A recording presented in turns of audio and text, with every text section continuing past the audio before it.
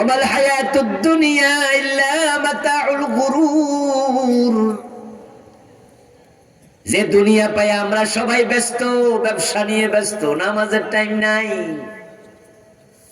চাকরি নিয়ে ব্যস্ত, নামাজের টাইম নাই। ড্রাইভিং করছে, টাকা কামাচ্ছে, যাত্রী তুলছে, যাত্রী নামছে, জোহর শেষ, আসর নাই, মাগরিব নাই, এশাও নাই। টাকা কামাইতে কামাইতে চার ওয়াক্তই। আসছে রমজান, মানুষ শেষ দশকে ইতিকাফ করার জন্য যাবে মসজিদে, উমরা করার জন্য যাবে কাবায়।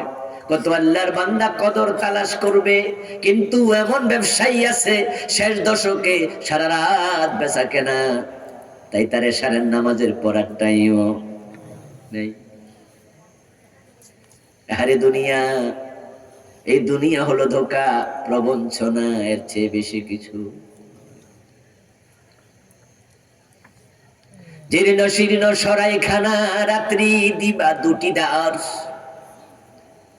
এরই মাঝে দুনিয়াদারি চলছে বড় চমৎকার। রাজার পরে আসছেন রাজা, সজ্জা কত বাদ্য ধুম, তুচ্ছ এসব কয়দিনই বা চোখ বুজিলে সব নিঝুম।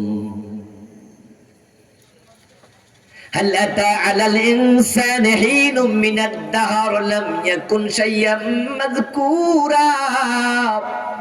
এমন সময় কি মানুষের কাছে আসে নাই যখন সে স্মরণ করার মতো কিছুই ছিল না? আজ থেকে 100 বছর আগে আপনার নামে কোনো মানুষ দুনিয়ায় ছিলই না। 100 বছর পরে এই নামে মানুষ দুনিয়ায় থাকবেও না। الذي خلق الموت والحياة ليبلوكم أيكم أحسن عملا। এই হায়াতে জীবন, এই মরণ, এর মাঝখানে 30, 40, 50, 80 বছর আল্লাহ সুযোগ দিয়ে দেখতে চায় দুনিয়ায় কে কত বেশি নেক আমল করে। কিন্তু আমরা নেক আমল বেশি করি না, বদামল। কে কি করছো রেকর্ড করার জন্য গর্দানে ক্যামেরা আল্লাহ ঢুকাই দিছে। প্রতিটা মুহূর্তের হিসাব আল্লাহর কাছে দিতে হবে। এই জন্য হযরত ওমর বলতেন, হাসিবু ক্বাবলা আন তুহাসাবু ওয়াজিনু আনফুসাকুম ক্বাবলা তুজানু। আল্লাহর কাছে হিসাব দেওয়ার আগে নিজের হিসাব নিজে করো। আল্লাহর কাছে আমলের ওজন দেওয়ার আগে নিজের আমলের ওজন নিজে করো। যারা দুনিয়া হিসাব করে চলবে, আখিরাতের হিসাব তাদের জন্য সহজ হবে। আর যারা দুনিয়া হিসাব করবে না, আখিরাতের হিসাব কঠিন হবে। সাবধানে কথা কইয়েন, সাবধানে কাজ করিয়েন। আজ থেকে 3.5-4 বছর আগে গত সরকারের একজন এমপি, নাম ছিল মুরাদ, ডাক্তার মুরাদ। মাথার চুল ছিল না, তাই পাবলিকের নাম দিছে টাকলা মুরাদ। মনে আসেনি? সিনেমার কোন নায়িকার সাথে 2.5-3 মিনিট কি সব বাজে কিছু কথা কইছিল, কে বা কারা রেকর্ড করেছে, পরে ফেসবুকে দিয়ে দিস। ওই সিনেমার নায়িকাকে বলতেছিল সে হোটেল সোনার গায়ে আসো, এত নাম্বার রুমে আমি আসি, আসলে আমি এ করমু সে করমু, না আইলে পুলিশ দিয়া ধরে আনমু, এ জাতীয় কিছু কথা।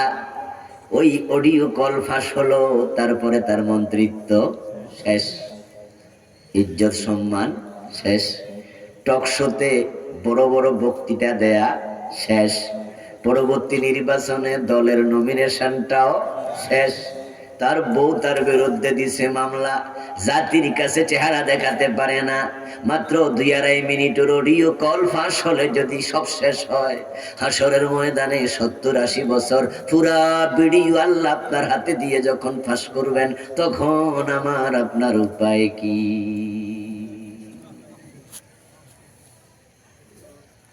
আখেরাত যে আছে এটার ব্যাপারে কোনো সন্দেহ টন্দেহ আসে নাকি? বিশ্বাস আছে তো শক্ত?